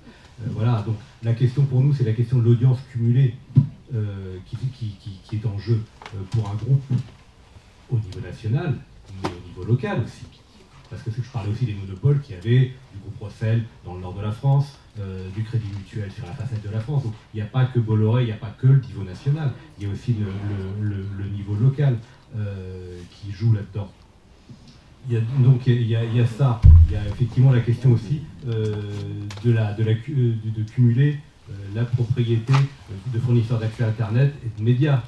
Parce qu'aujourd'hui, d'entendre dans la téléphonie mobile, quand vous avez Xavier Niel, quand vous avez Patrick Drahi, quand vous avez Bouygues et autres, c'est compliqué quand même de faire émerger des sujets autour de la téléphonie mobile ou des fournisseurs d'accès à Internet quand on voit qu'ils possèdent tous des médias. Donc il y a aussi ces questions-là qui se posent. Après, la question des aides à la presse, évidemment, moi, en tant que syndicaliste, mais surtout en tant que citoyen, je suis choqué qu'on donne des dizaines de millions tous les ans, sans contrôler à qui, comment, sans condition. C'est l'argent public, c'est l'argent des citoyens. C'est pas normal. C'est pas normal. Donc effectivement, la transparence des attributions, une commission dite paritaire qui donne ses aides, les paritaires en quoi? Ils sont entre eux, et c'est l'opacité totale. Entre État Oui, et je éditeur. sais. Mais ouais, Et éditeur. les journalistes sont trop bêtes pour comprendre ce qu'ils pensent. Donc ça, non mais c'est la réponse à peu près qui nous est faite. C'est trop technique, on ne pourrait pas comprendre. C'est inadmissible. C'est inadmissible. Et effectivement, c'est des aides qui favorisent les rentes, qui aident les groupes, qui aident à licencier. C'est des aides qui aident pour licencier, pour fermer des imprimeries, pour réduire les effectifs et autres. C'est un problème quand même. Là où elle a du mal à aider à faire émerger de nouveaux médias. Il y a des nouveaux médias qui émergent effectivement grâce en ligne. C'est exactement là-dessus que je voudrais qu'on conclue, mais il faut qu'on garde voilà, le temps. et tout à fait. Et donc effectivement, il y a tout un tas de conditionnalités possibles. On parlait de l'endogamie avec la politique. Effectivement, quand le petit bleu d'Agen arrive à toucher des aides à la presse en n'employant plus aucun journaliste en tant que tel, c'est un problème. Et qui est à la tête de ce groupe? Jean-Michel Béet? Oui, effectivement. Bah non, mais... Bah oui. Non, mais voilà. Et donc, dernière chose, effectivement, pour répondre à répondre, c'est qu'il y a deux niveaux. Il y a à la fois, effectivement, le fait d'avoir réformé la loi de 86. Mais après, la question, c'est que concentration des médias ne veut pas dire concentration des rédactions. Donc, effectivement, ce qu'on revendique aussi, c'est qu'on peut limiter les atteintes au pluralisme par le haut avec la loi de 86 en la réformant, en limitant les concentrations des médias, et par le bas en donnant l'indépendance juridique aux équipes rédactionnelles, c'est-à-dire qu'elles restent indépendantes au sein d'un groupe. Parce que ça ne veut pas dire effectivement la fusion des rédactions de LCI et de TF1.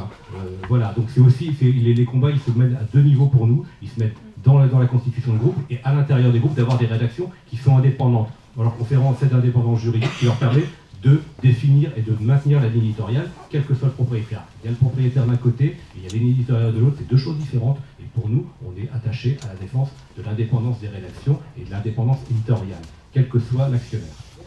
Merci beaucoup. Alors, on a abordé plein de points super intéressants. C'est assez frustrant parce qu'il y a beaucoup de choses qui ont été dites et qu'on n'a pas pu creuser.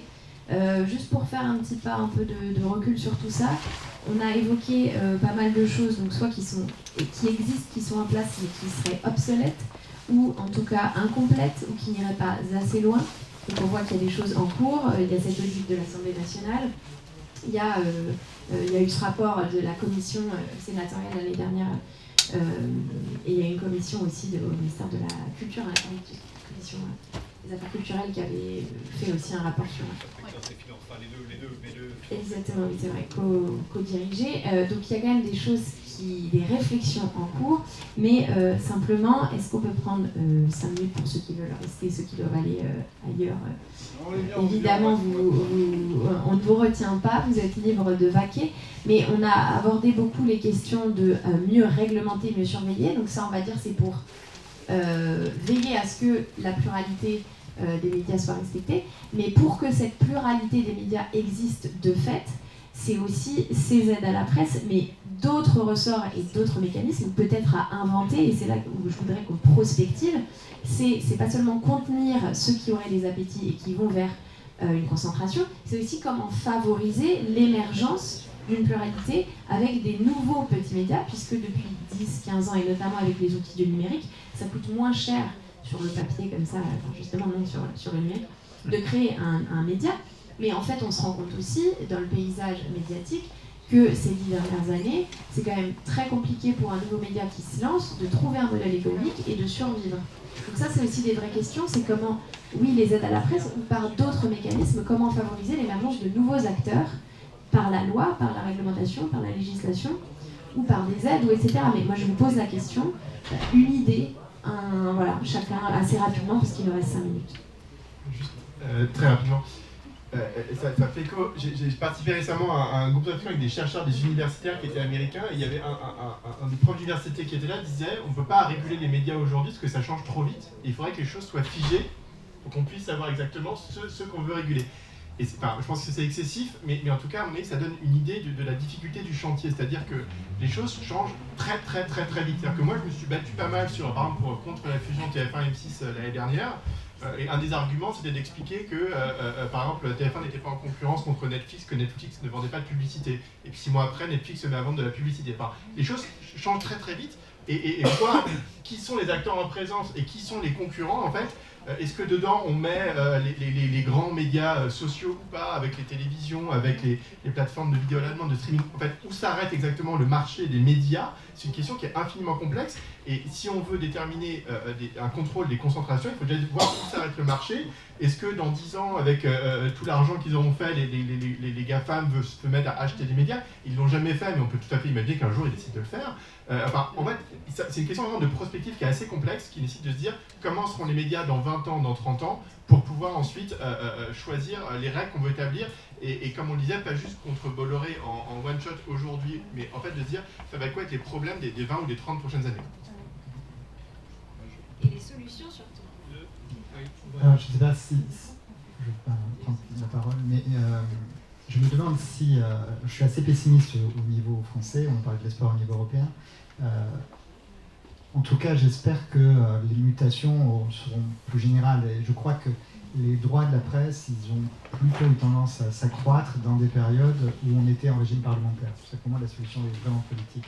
Dès que le pouvoir est centralisé, vertical, incarné, personnalisé en France, c'était le cas sous la monarchie, c'était le cas sous les deux empires, c'est le cas sous la Ve République, les droits de la presse ont tendance à reculer et les interventions du pouvoir politique se multiplient. Et donc je crois qu'on ne sortira pas de cette question de l'infériorité, de la dépendance de la presse à l'égard du pouvoir économique, à l'égard du pouvoir politique, tant qu'on sera dans un régime aussi jupitérien. Donc moi, malheureusement, j'ai tendance à être pessimiste tant qu'il n'y aura pas de réforme sur le plan politique. Et les idées ou une ou deux idées très concrètes? Alors, moi je crois que très concrètement, oui, mais je pense que les aides à la presse, il faudrait les réserver aux médias où il y a des journalistes, parce qu'effectivement Reworld est extrêmement inquiétant. Et Bolloré fait la même chose pour les journaux du groupe Prisma, et c'est une tendance qu'on va voir de plus en plus se débarrasser des journalistes au sein des rédactions.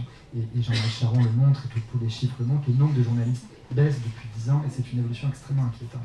Donc il faut privilégier les médias journalistiques, les médias où il y a des journalistes.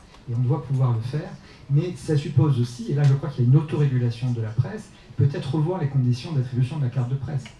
Pour l'instant, le fait d'être considéré comme journaliste, c'est essentiellement quand on a des activités journalistiques. Si on tire, et le serpent se mord la queue, François vient de retrouver... Plus de 50% quand toutes vos activités sont tirées, vos revenus à plus de 50% d'activités journalistiques, oui, mais comme, vous pouvez avoir la carte de presse. Et je crois qu'on peut, et ça dépend, la presse peut agir en interne de ce point de vue-là, me semble-t-il, en associant à ces critères purement économiques des critères éthiques. Il y a une éthique du journalisme. François vient de retrouver, en faisant appel, son agrément, donc il est considéré à nouveau comme éthique de presse. Alors c'est les médias anti-journalistiques par définition, ils ont repris un média qui fait partie des soirs de la presse, mais qui est retourné contre la presse, de manière extrêmement violente, avec les effets sur la démocratie qu'on a vu au moment du Covid. C'est pas normal, et c'est possible parce que ils ont recruté des gens, et comme François est considéré pour l'instant comme un média journalistique, ces gens vont être considérés comme des journalistes. Donc le serpent se mord la queue en quelque sorte. Et je crois qu'il y a une autorégulation de la presse qui est possible, et revoir les conditions d'attribution de la carte de presse pourrait donc être une solution. Une idée concrète également. Idée concrète, effectivement, dans la conditionnalité des aides à la presse, aides directes et indirectes. Donner une fréquence gratuite à une télé, une radio, pour moi c'est une aide indirecte. C'est-à-dire conditionner toute aide à la presse à l'adhésion à une instance de régulation déontologique comme le CDJM. C'est-à-dire, vous n'êtes pas obligé d'avoir des aides à la presse. Et si vous en voulez, vous êtes obligé d'adhérer à une instance déontologique. Et là, effectivement, on tirera vers le haut. Parce que François, je suis d'accord, mais François, effectivement, ça ne dépend pas que de la carte de presse candidat. Après, il faut aussi regarder un petit peu l'espoir. Effectivement, ces groupes qui licencient et autres, qui touchent des aides à la presse et qui licencient, c'est une chose. Regardons d'où était né Feu Euro 89, de journalistes qui sont partis d'IP, Mediapart de journalistes qui sont partis notamment du Monde, Médiacité de journalistes qui sont partis de l'Express. Les jours de journalistes qui sont partis de l'IB aussi. Donc c'est-à-dire qu'effectivement, il y a des idées, il y a des possibilités, mais c'est pas ces gens-là qui sont aidés. Effectivement, c'est les groupes. Il y a quand même une aide à l'immobilisme quelque part qui est favorisée par les aides à la presse, par lobbying. Effectivement, si déjà elles étaient transparentes, peut-être qu'on aurait moins ce lobbying politique, notamment sur les aides à la presse. Mais il y a de l'espoir dans le fait qu'on voit que les journalistes créent, les médias, je vous les citer, il va y en avoir d'autres, mais créent Il y avait aussi Hervé Kemp qui a créé Reporter en partant du monde. Donc je veux dire, il y a des idées, il y a des possibilités de créer de nouveaux médias, c'est ça qu'il faut favoriser, c'est ça que devrait plus favoriser les aides à la presse, effectivement, plutôt que des choses qui sont assez mortifères par ailleurs. Et reconnaissance juridique je l'ai donné dans les deux niveaux de concentration, c'est-à-dire la loi de 86, et on rappelle les branches juridiques de l'éthique rédactionnelle, effectivement. On va devoir conclure. Merci beaucoup à tous. Merci d'être restés. Merci d'avoir participé. Merci à tous nos invités. Je suis navrée, c'est frustrant, mais au plaisir de prolonger le débat avec vous. Et bon appétit à tous.